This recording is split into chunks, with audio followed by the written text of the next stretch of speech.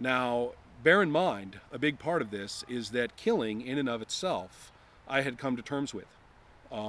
As long as the kill was clean and instant, as long as the number of animals used was sufficient unto the question and was not excessive, as long as the care of the animals and a variety of their treatments seemed not to be inducing any kind of neurotic or stressed out behavior on their parts, as far as the killing was concerned, that to me was something I could do.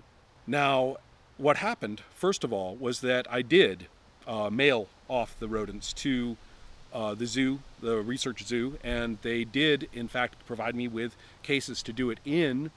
I was unsure about it several times and asked for help several times and went ahead and did it. And they, as it turns out,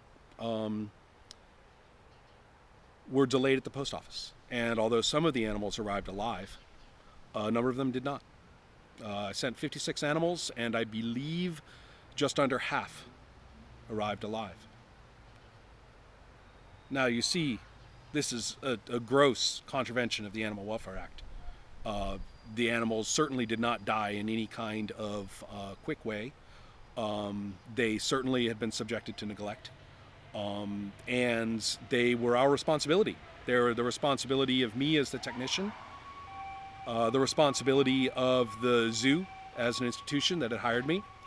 And as far as I'm concerned, it was grossly unethical. I could not have done worse if I had gone off to the forest and killed, a bunch of rodents for no reason in some inhumane way. And sort of reeling from this, one day I went to my vole colony, and I'd been taking tons of data and, got a whole bunch of specimens and things like that.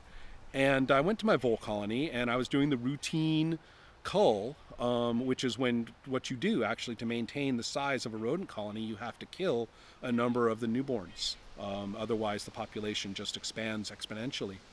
And I'm carrying out this inspection of the colony and seeing how many there are and things like that.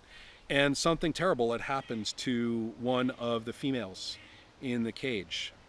Her cage mate, the other vole, had clearly attacked her and had torn off half of her face. And this sounds like something that you're used to seeing in TV and movies and things like that, but I can assure you it's very different when you're looking at the real thing. And even if the animal is only this big, it's still a face, it's still a skull.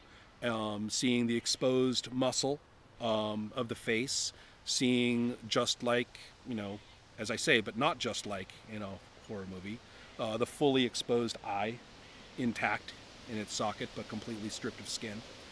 And my awareness that this is, of course, an animal with its own nervous system, its own feelings, its own experience of life.